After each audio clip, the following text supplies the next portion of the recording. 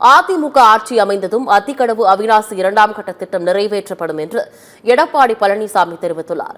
மக்களை காப்போம் தமிழகத்தை மீட்போம் சுற்றுப்பயணத்தில் கோவை மாவட்டம் தொண்டாமுத்தூர் தொகுதிக்குட்பட்ட மாதம்பட்டி பகுதியில் பேசிய அவர் 2026 சட்டமன்ற தேர்தலில் 200 இடங்களில் திமுக கூட்டணி வெற்றி பெறும் என்றும் மு.க.ஸ்டாலின் பகல் கனவு காண்பதாகவும் தெரிவித்துள்ளார். அதிமுக ஆட்சியில் அத்திக்கடவு அவிநாசி இரண்டாம் கட்ட திட்டத்திற்கு விரிவான திட்ட அறிக்கை தயாரிக்கப்பட்ட நிலையில் ஆட்சி மாற்றத்திற்கு பிறகு அந்த திட்டத்தை திமுக அரசு கைவிட்டுவிட்டதாக தெரிவித்தார். புலி விவசாயிகளை சந்தித்து அவர்களது குறைகளை கேட்டறிந்து குறித்து அமைச்சர் மா சுப்பிரமணியன் கேலி செய்வதாக எடப்பாடி பழனிசாமி கண்டனம் தெரிவித்தார். அத்திக்கடவு அவிநாசி திட்டம் இரண்டாம் கட்டம், அதை நிறைவேற்ற வேண்டும்.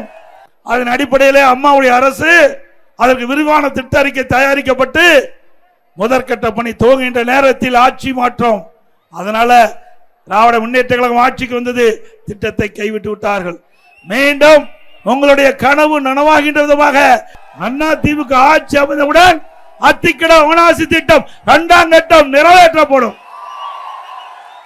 திண்டுக்கல் மாவட்டத்துக்கு சென்றிருந்தோம். சில விவசாயிகள் புலி வைத்து நின்று கொண்டிருந்தார்கள். எங்களுக்கு விலை வீழ்ச்சி ஏற்பட்டு விட்டது. அதனால் உங்களுடைய ஆட்சி வந்த அளவில் இந்த அரசாங்கத்துக்கு சொல்லியோ எங்களுக்கு நியாயமான விலையை பெற்று தர வேண்டும் என்று அவர்கள் கோரிக்கை வைத்தார்.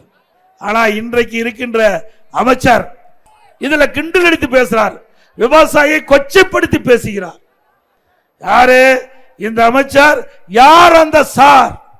அண்ணா திமுக ஆட்சிக்கு வந்த பிறகு இந்த சாரு எப்படி புலியிலிருந்து புளியங்கொட்டையை எடுக்கப்படும் என்ற விவரத்தை சொல்றேன். இதைத் தொடர்ந்து கிணத்துக்கடவு சட்டமன்ற தொகுதியில் பரப்புரை மேற்கொண்டவர் அதிமுக ஆட்சியை விட திமுக ஆட்சியில் தமிழக அரசுக்கு 1,37,000 ரூபாய் கூடுதல் வருவாய் கிடைப்பதாகவும், இருப்பினும் இதுவரை இல்லாத வகையில் 4 ஆண்டுகளில் 4,38,000 கோடி ரூபாய் கடன் வாங்கியது ஏன் என்றும் கேள்வி எழுப்பினார். இந்த கடன் முழுவதும் மக்கள் தலையில்தான் விடியும் என்றும் எடப்பாடி பழனிசாமி தெரிவித்துள்ளார். 2024-25 திமுக நிதிநிலை அறிக்கையில் 1,36,000 கோடி கூடுதலா வருமானம் வந்திருக்குது. அண்ணா திமுக ஆட்சியில் இருந்ததை விட திமுக ஆட்சியில் 1,36,000 கோடி கூடுதலா வருமானம். எது கடன் வாங்குறீங்க? என்ன திட்டத்தை கொண்டாந்தீங்க? இந்த கடன்லாம் நீங்க தாங்க கட்ட வேணும், இங்க வந்திருக்கிற மக்கள் தான் கட்ட வேணும். ஏன் அரசாங்கம் வாங்கின கடன்லாம் யாரு கட்டுவா? மக்கள் தான் கட்ட வேணும். எப்படி கட்ட வேணும்? வரி போட்டு கட்ட வேணும். உங்க மேல வரி போடுவாங்க, அந்த வரி மூலமாக நிதி திரட்டி கடனை கட்ட வேணும். திமுக ஆட்சி பொறுப்பேற்று 2021 2025 வரை 4 ஆண்டுல 4,38,000 கோடி கடன் வாங்கியிருக்கு. இன்னும் ஓராண்டு 25-26 இன்னும் 1 லட்சம் கோடி கடன் வாங்க போறாங்க. அப்போ 5 ஆண்டில் 5,38,000 கோடி கடன் வாங்கி தமிழ்நாடு மக்களை கடன்காரனாக்குறது தான் திமுக சாதனை.